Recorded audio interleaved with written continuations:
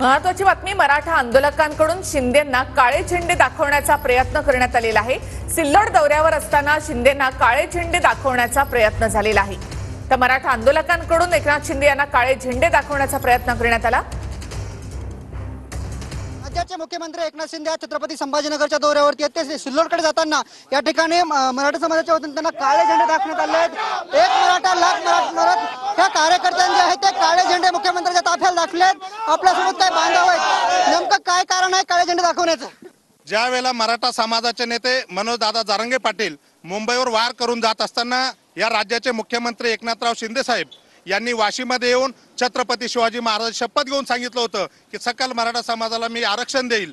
त्यांनी ते आरक्षण अद्यापपर्यंत दिलं नाही। अशा मुख्यमंत्र्यांना राज्यात कुठे हिंडण्याचा अधिकार नाही। त्यामुळे आम्ही सकल मराठा समाजाच्या वतीनं मुख्यमंत्री एकनाथ शिंदे साहेबांचा निषेध करत राहू। कारण हे सरकार फक्त मराठ्यांच्या जीवावर, मराठ्यांच्या मतावर निवडून येतंय आणि आश्वासन कुठलेही पाळत नाही। अशा निष्क्रिय मुख्यमंत्र्याला खऱ्या अर्थानं महाराष्ट्रातल्या जनतेनं कुठेही फिरू द्यायला नाही पाहिजे। आम्ही फक्त सकल मराठा समाजालाच आरक्षण द्यावं यावर थांबून नाहीये। आमचे बांधव मुस्लिम समाज आहे, आमचे बांधव धनगर समाज आहे, यांना सुद्धा आरक्षण देण्यात यावं अशी आमची तळमळीची इच्छा आहे। कॅमेरामॅन हर्षल निकमसह मी रमेश चेंडके, माणिकनगर, छत्रपती संभाजीनगर।